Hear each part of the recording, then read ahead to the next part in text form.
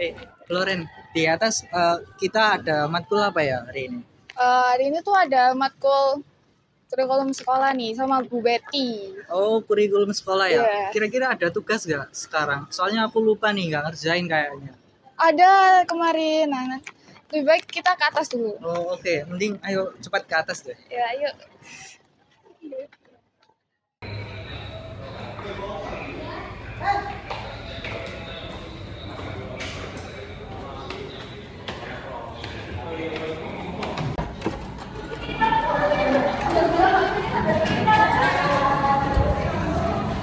Salsa, kamu sendirian lagi?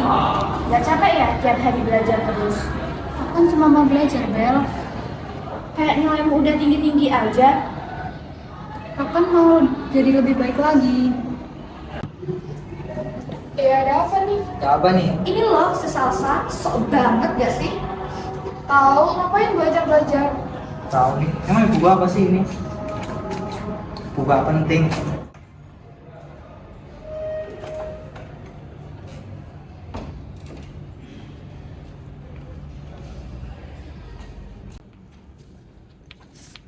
Ini ada apa rame-rame sampai kedengeran di kelas sebelah? Ini nih salsa, suara jembatan. Iya, sok rajin banget. Emangnya kenapa? Kan sebelum pembelajaran dimulai, belajar terlebih dahulu kan malah bagus. Justru tuh disaranin loh sama guru-guru kita. Tapi kelihatannya kayak caper banget. Di dalam undang-undang kan juga sudah diatur kalau misal kita tidak boleh mencela satu sama lain, mencela sesama warga negara. Jadi kalian termasuk salah perlakuan kalian terhadap si Salsa ini. Soalnya kita udah diatur sama Undang-Undang Dasar 1945 dan itu juga merupakan fungsi dari penerapan Undang-Undang 1945 agar kita tidak membuli satu sama lain. Jadi ayolah kita sesama mengharmonisasi teman, sama-sama mengayomi supaya terciptalah harmoni dalam satu kelas ini.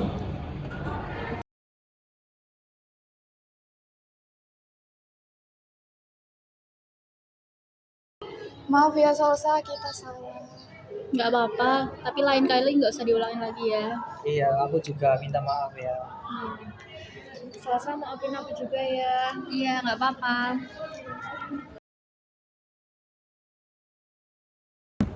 Sadaqallahul adzim.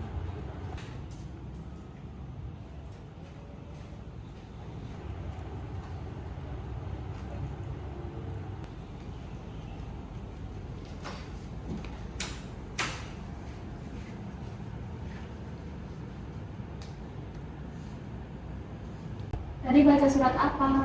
Kita baca surat Al-Isra ayat 1 sampai 5. Iya.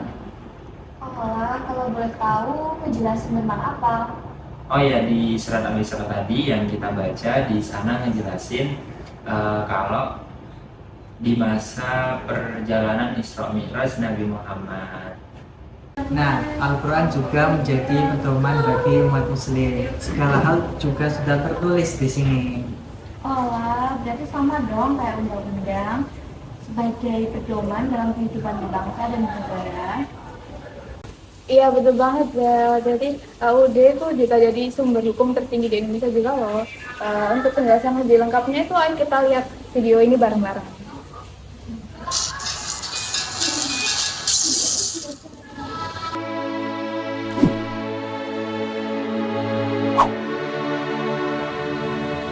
Undang-Undang Dasar Negara Republik Indonesia tahun 1945 membuka bahwa sesungguhnya kemerdekaan itu ialah hak segala bangsa, dan oleh sebab itu maka penjajahan di atas dunia harus dihapuskan karena tidak sesuai dengan peri kemanusiaan.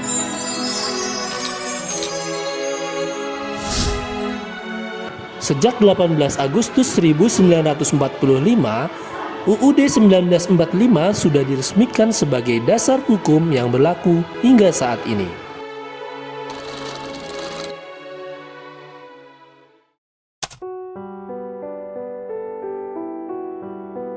Dalam sistem perundang-undangan, Undang-Undang Dasar 1945 menempati posisi tertinggi di Indonesia.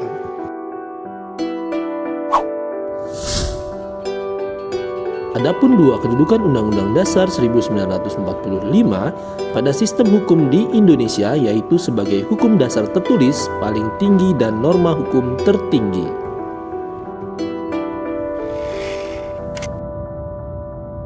Undang-Undang Dasar 1945 bersifat tertulis, artinya merupakan suatu hukum yang mengikat pemerintahan dan setiap warga negara.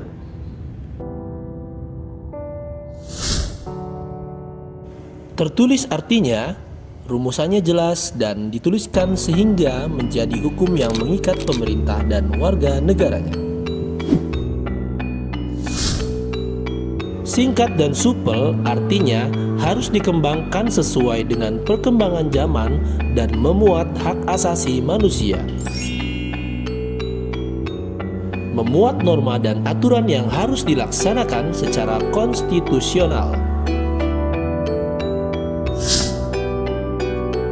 Merupakan peraturan hukum positif tertinggi yang mengatur peraturan perundang-undangan yang lebih rendah.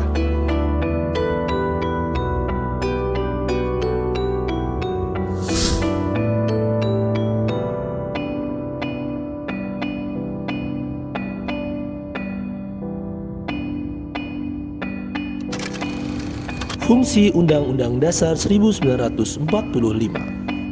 Alat kontrol yang dapat memeriksa apakah norma hukum yang lebih rendah berlaku sesuai dengan Undang-Undang Dasar 1945.